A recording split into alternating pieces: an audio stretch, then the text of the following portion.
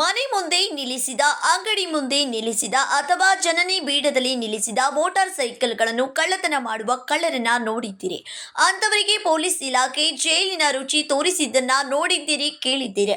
ಆದ್ರೆ ಯಾರಿಗೆ ಯಾವ ಗಾಡಿ ಬೇಕು ಅದೇ ಕಂಪನಿಯ ಮೋಟಾರ್ ಸೈಕಲ್ ಕಳ್ಳತನ ಮಾಡಿ ಮಾರಾಟ ಮಾಡುತ್ತಿದ್ದವರು ಈ ಐನಾತಿ ಕಳ್ಳರು. ಒಂದು ದಿನ ಮೊದಲು ಅಡ್ವಾನ್ಸ್ ಕೊಟ್ರೆ ಸಾಕು, ಈ ಐನಾತಿ ಕಳ್ಳರು ಅದೇ ಕಂಪನಿಯ ಮೋಟಾರ್ ಸೈಕಲ್ ಎಲ್ಲೇ ಇರಲಿ ಅಂತದ್ದನ್ನೇ ಕಳ್ಳತನ ಮಾಡುತ್ತಿದ್ದ ಐನಾತಿ ಕಳ್ಳರನ್ನು ಹಿಡಿದು ನ್ಯಾಯಾಂಗ ಬಂಧನಕ್ಕೆ ಒಪ್ಪಿಸಿದ್ದಾರೆ ಗೋಕಾಕ್ ನಗರದ ಪೊಲೀಸರು. ಹೌದು, ದಿನಾಂಕ 5/2/2026ರಂದು ಗೋಕಾಕ್ ನಗರದ ಠಾಣೆಯಲ್ಲಿ ಮರಡಿ ಮಠದ ಪ್ರಕಾಶ್ ಬಸನ್ನಿ ಕೊಡೋಳಿ ಇವರು ನಗರದ ರಿಲಯನ್ಸ್ ಮಾಲ್ ಮುಂಭಾಗದಲ್ಲಿ ನಿಲ್ಲಿಸಿದ ತಮ್ಮ ಮೋಟಾರ್ ಸೈಕಲ್ ಕಳೆದುಕೊಂಡಿದ್ದ ಪ್ರಕರಣ ಗೋಕಾಕ್ ನಗರದ ಪೊಲೀಸ್ ಠಾಣೆಯಲ್ಲಿ ದಾಖಲಾಗಿತ್ತು.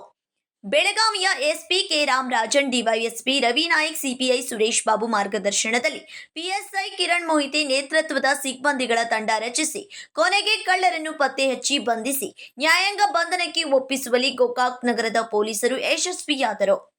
ಇನ್ನು ಬೈಕ್ ಕಳ್ಳತನದ ಪ್ರಕರಣದಲ್ಲಿ ಗೋಕಾಕ್ ಪೊಲೀಸರಿಂದ ಬಂಧಿತರಾದ ಕುಂದರ್ಗಿ ಗ್ರಾಮದವರಾದ ಪರಶುರಾಮ್ ಯಲ್ಲಪ್ಪ ಹನಬರಟ್ಟಿ ಮತ್ತು ಲಗ್ಮಣ್ಣ ಮಾರುತಿ ಮಲ್ಲನ್ನವರಿವರು ವಿಚಾರಣೆಗೆ ಒಳಪಡಿಸಿದಾಗ ಗೋಕಾಕ್ ಶಹರದಿಂದ 6 motor cycle, Yamakanamaradi, Hukkeri, Nesargi police ಠಾಣೆ ವ್ಯಾಪ್ತಿಯಲ್ಲಿ 9 ಮೋಟಾರ್ ಸೈಕಲ್ ಕಳುವು ಮಾಡಿದ್ದು ಒಟ್ಟು 5,45,000 ರೂಪಾಯಿ ಕಿಮ್ಮತ್ತಿನ ಒಟ್ಟು 15 ಮೋಟಾರ್ ಸೈಕಲ್ಗಳನ್ನು ಕಳ್ಳತನ ಮಾಡಿದ್ದು ಒಪ್ಪಿಕೊಂಡಿದ್ದು ಅವರಿಂದ ಜಪ್ತಿ ಮಾಡಿ ಆರೋಪಿತರನ್ನು ನ್ಯಾಯಾಂಗ ಬಂಧನಕ್ಕೆ ಕಳುಹಿಸಿದ್ದಾರೆ.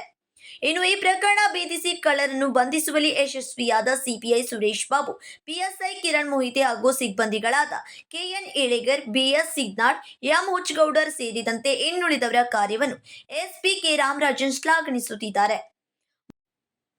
Manohar Megeri, KMM Kannada news, Gokak.